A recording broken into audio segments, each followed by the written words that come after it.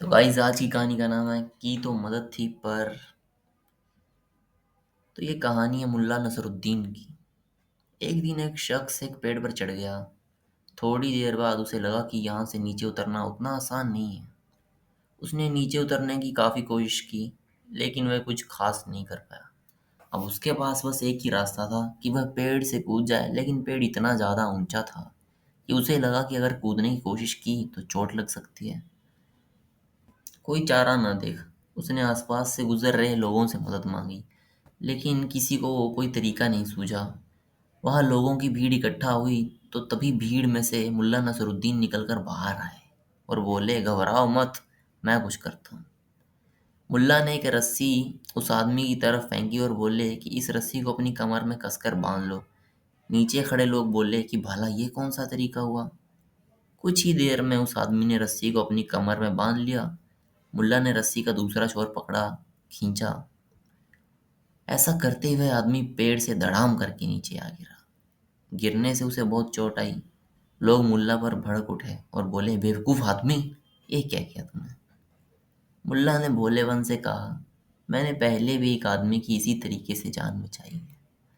میں نے اس طریقے کو پہلے بھی آزمایا ہے، لیکن مجھے یہ یاد نہیں آ رہا کہ اسے میں نے کنویں میں سے بچایا تھا یا پیڑ پر سے. بتاؤ ٹوپا سالا. ملا نصر الدین کی دو بیویاں. ملا نصر الدین بہت ہی حاضر جواب اور چتر ویکتی تھے، لیکن بیچارے اپنی بیویوں سے بڑے پریشان رہتے تھے. ملا نصر الدین کی دو بیویاں تھیں. دونوں اکثر ملا نصر الدین سے پوچھتی کہ تم دونوں میں سے کسے زیادہ پیار کرتے ہو. ملا جی بیچارے کچھ نہیں بول پاتے تھے. ایک دن ملا جی کو ترکیب سوجھی. انہوں نے اپنی دونوں بیویوں کو ایک ایک نیلا موتی دیا اور کہا کہ کس کو مت بتانا کہ یہ موتی میں نے تمہیں دیا ہے. ملا نصر الدین کی دونوں بیویاں موتی دیکھ کر خوش ہو گئیں.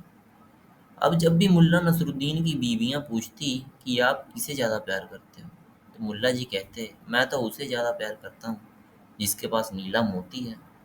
دونوں بیویاں من ہی من خوش ہو جاتی اور ملا جی بھی اپنی چترائی پر خوب جھٹکتے. واہ. ملا نصر الدین اور بھکاری. ملا نصر الدین اکثر مذاق مذاق میں بڑا سبق سکھا دیتے تھے.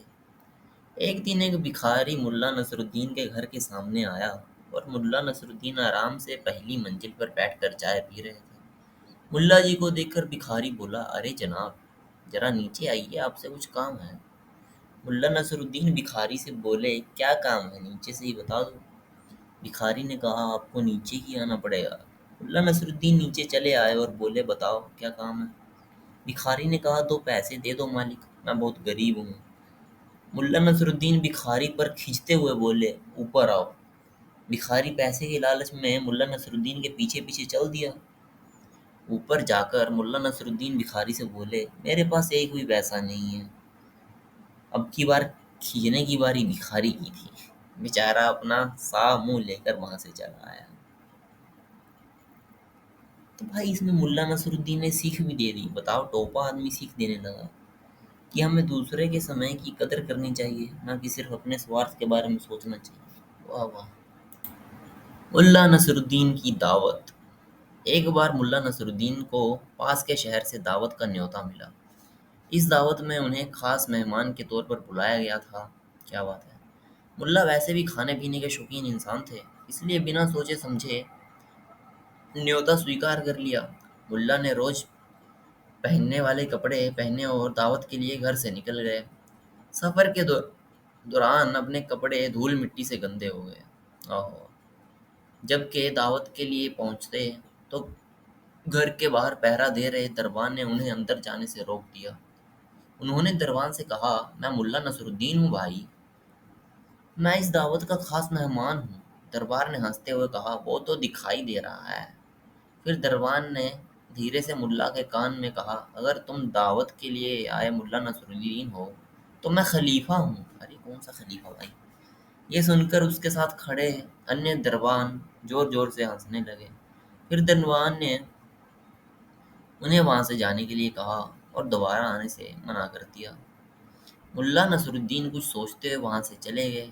جس دن شہر میں دعوت تھی اسی کے پاس ملا کا ایک متر رہتا تھا.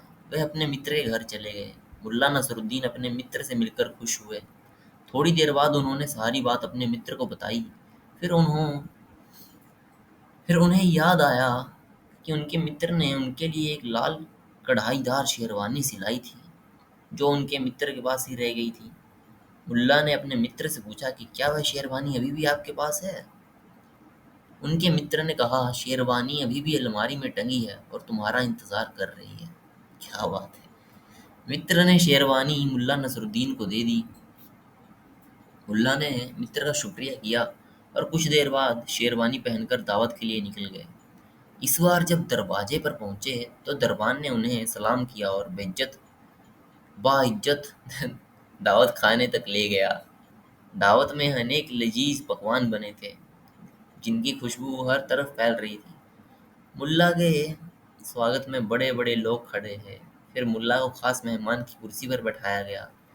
ان کے بیٹھنے کے بعد ہی باقی سب مہمان بیٹھے۔ کیا بات ہے! اتنا سمان! سبھی کی نظر ملا پر ہی تھی۔ ملا کو کھانے میں سب سے پہلے شوربہ پروسا گیا۔ ملا نے شوربہ اٹھایا اور اپنی شیروانی پر اڈھیل دیا۔ وہ دیکھ سب حیران رہ گئے۔ ایک نے ان سے پوچھا آپ کی طبیعت تو ٹھیک ہے نا ملا جی؟ جب سب نے بولنا بند کر دیا تو ملا نے اپنی شیروانی سے کہا امید ہے کہ تمہیں شوربہ لذیذ لگا ہوگا۔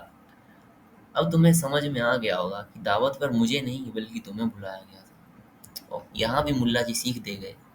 اس کہانی سے یہ سیکھ ملتی ہے کہ کسی کی پہچان اس کے پہناوے سے نہیں کرنی چاہیے۔ کیا بات ہے! آج کے لیے اتنا ہی گائز، پھر ملیں گے کل نئی کہانی کے ساتھ۔